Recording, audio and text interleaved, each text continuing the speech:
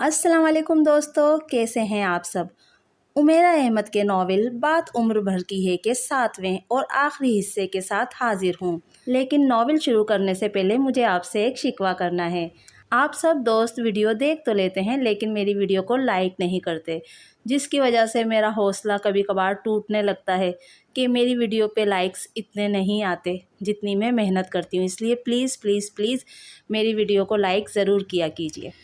तो चलिए बढ़ते हैं नावल के 7वें और आखिरी हिस्से की जानिब। मैंने फ़ारूक को बुलवाया था। मैं सिकंदर के रिश्ते के लिए हाँ करने से पहले उससे बात करना चाहती थी, मगर वो मेरी बात सुनते ही भड़क उठा। तुम होती कौन हो इसकी शादी के बारे में फ़ैसला करने वाली कम अकल औरत? क्या मैं मर गया हूँ जो मेरे होते हुए तुम खुद उसकी शादी के बारे में फ़ैसले करने लगी हो? उसने मुझे बुरी तरह झाड़ दिया, मगर मैंने कुछ कहना चाहा मगर उसने मेरी बात काट दी। मैं मुबीन के बेटे के साथ तो इसकी शादी कभी नहीं करूँगा। मैं अभी तक वो हंगामा और तमाशा भूला नहीं हूँ जो उसने मेरी दूसरी शादी पर खड़ा किया था। और वैसे भी सुम्बुल के बारे में फ़ायज़ा बाजी 1 साल पहले ही मुझसे बात कर चुकी हैं। मैं उन्हें हाँ कर चुका हूँ। वो अपना एमए मुकम्मिल कर ले, फिर मैं वहाँ इसकी शादी कर दूँगा। फ़ारूक ने अपनी बड़ी बहन का नाम लेते हुए कहा। फ़ायज़ा का बेटा सुफियान किसी मल्टीनेशनल कंपनी में काम करता था। सिकंदर की तरह वो भी बहुत खूबसूरत था, मगर मैं उसके मिजाज के बारे में नहीं जानती थी क्योंकि वो काफ़ी अरसे से सऊदी अरब में मुकीम था।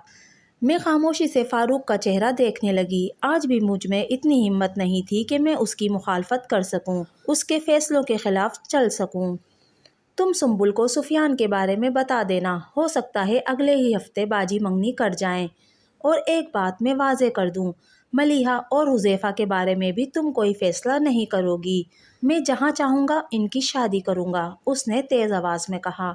क्यों पापा, अम्मी कोई फ़ैसला क्यों नहीं कर सकती? और आपको क्या हक है कि आप मेरी मर्ज़ी के बगैर मेरी शादी के बारे में कुछ तय करें? वो पता नहीं कब लाउंज में आ गई थी। मैं तुम्हारा बाप हूँ, तुम्हारे बारे में कुछ भी तय कर सकता हूँ। औलाद की ज़िंदगी के फ़ैसले करते हुए सिर्फ बाप होना काफ़ी नहीं होता, और भी बहुत सी चीज़ें ज़रूरी होती हैं। वो धीमे और खुश्क लहजे में बोली थी। औलाद के लिए फ़ैसले बाप ही करता है, माँ क्यों नहीं कर सकती? क्या आप कल मुगीस और दूसरे बेटों की शादी के लिए लड़की के इंतखाब का इख्तियार अपनी दूसरी बीवी को नहीं देंगे? हाँ दूंगा, मगर तुम्हारी माँ फैसला करने की अहलियत नहीं रखती। इसके पास न शक्ल है न अकल, ये हर लिहाज से बहुत मामूली है।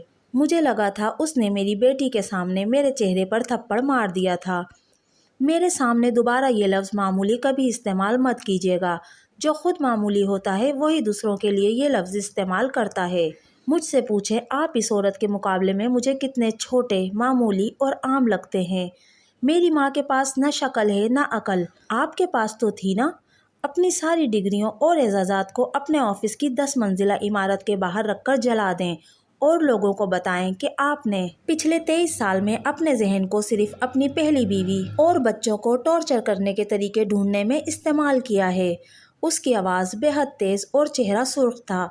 फ़ारूक का चेहरा धुआं धुआं हो रहा था और मैं सकते के आलम में थी। आपको ये औरत बदसूरत लगती है, काली लगती है, बेअकल लगती है। मुझसे पूछें मुझे ये औरत क्या लगती है। वो बात करते करते मेरे पास आ गई थी। फिर बहुत अचानक उसने मेरे गले में अपने बाजू डाले और बहुत नरमी से मेरा चेहरा चूम लिया। मेरा सांस रुक गया। मैंने फ़ारूक को देखा। क्या आप यकीन करेंगे, ज़िंदगी में पहली बार मैंने उसका चेहरा सियाह होते हुए देखा।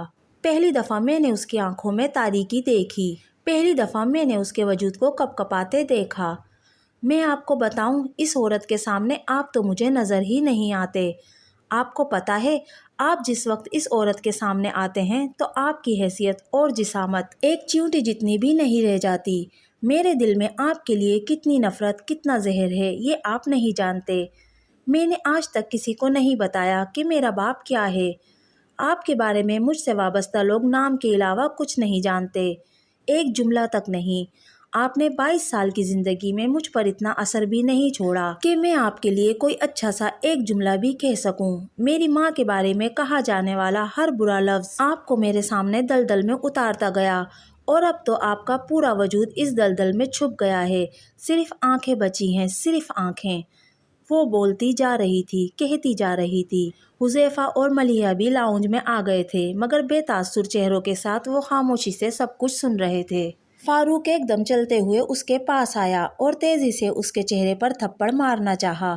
اس نے دونوں ہاتھوں سے باپ کا ہاتھ پکڑ لیا۔ ملیحہ اور حذیفہ بھاگتے ہوئے فاروق کے پاس کھڑے ہو گئے۔ آپ نے ہم سے باپ والی محبت نہیں کی، آپ کو مارنے کا حق بھی نہیں ہے۔ میں مومنہ نہیں، گل افشاں ہوں، کسی سے تھپڑ نہیں کھاؤں گی، اس نے فاروق کے ہاتھ پکڑتے ہوئے کہا، اور پھر ایک جھٹکے سے ہاتھ نیچے گرا دیے اور پیچھے ہٹ گئی۔ میں نے کیا نہیں دیا تمہیں سنبل، کیا نہیں دیا؟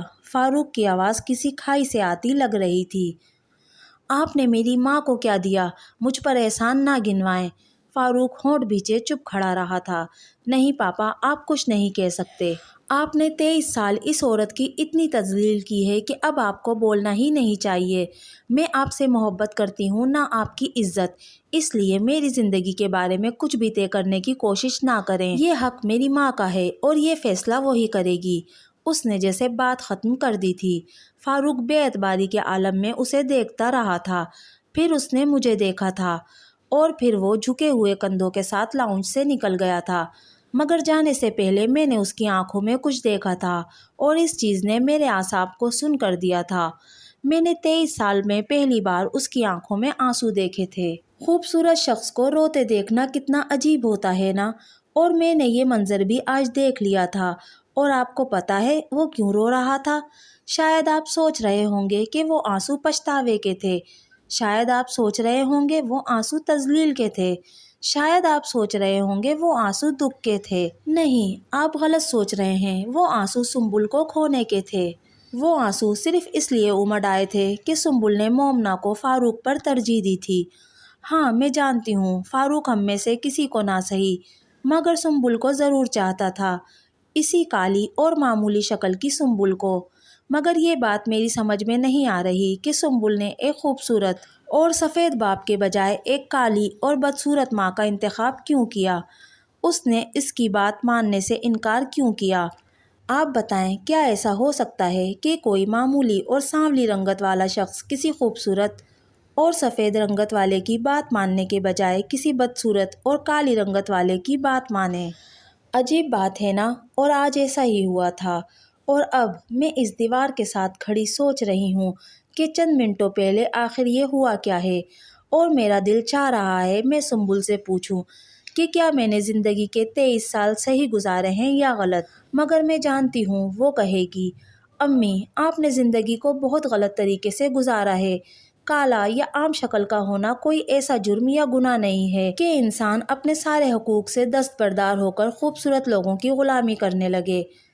میں جانتی ہوں وہ کہے گی، کالا رنگ اتنا بڑا عیب نہیں ہوتا کہ انسان اپنے وجود کو چھپانے لگے، یہ اتنی بری چیز نہیں ہوتی کہ آپ اپنی پوری زندگی کو رنگ کے ارد گرد ہی گردش دیتے رہیں۔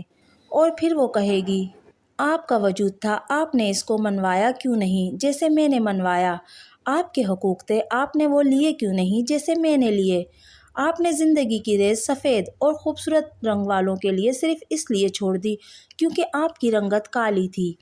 میں جانتی ہوں سنبل کو زندگی میں میری طرح گھٹنوں کے بل گھسٹنا نہیں آتا، اور میں یہ بھی جانتی ہوں کہ اگر میری جگہ وہ ہوتی تو فاروق حسن بھی وہ سلوک اس کے ساتھ نہیں کر سکتا تھا جو اس نے میرے ساتھ کیا، کالی اور عام سی شکل ہونے کے باوجود بھی۔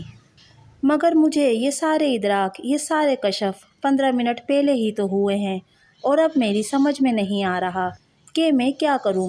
گزرے ہوئے 23 سال کا سوگ مناؤں یا آنے والے سالوں کا جشن، یا پھر گھٹنوں کے بل گر کر خدا کا شکر ادا کروں کہ اس نے دنیا میں کسی ایک انسان کے لیے تو میرا وجود، میری ذات غلاف کعبہ جیسا بنایا، سیاہ اور مقدس، اور وہ انسان سنبل ہے۔ آپ بتائیں مجھے کیا کرنا چاہیے؟ آپ تو بتا سکتے ہیں۔ دوستو، یہ تھا ناول بات عمر بھر کی ہے کا 7واں اور آخری حصہ۔ اس ناول کی قلم کار تھی عمیرہ احمد۔ آپ کو یہ ناول کیسا لگا مجھے کمنٹ کر کے ضرور بتائیے گا۔ اگر ویڈیو پسند آئی تو پلیز میرے چینل کو سبسکرائب کیجیے، میری ویڈیو کو لائک اور شیئر کیجیے، اور ہاں، بیل آئیکن بھی ضرور دبا دیجیے گا ملتے ہیں اگلی ویڈیو میں، تب تک کے لیے اللہ حافظ۔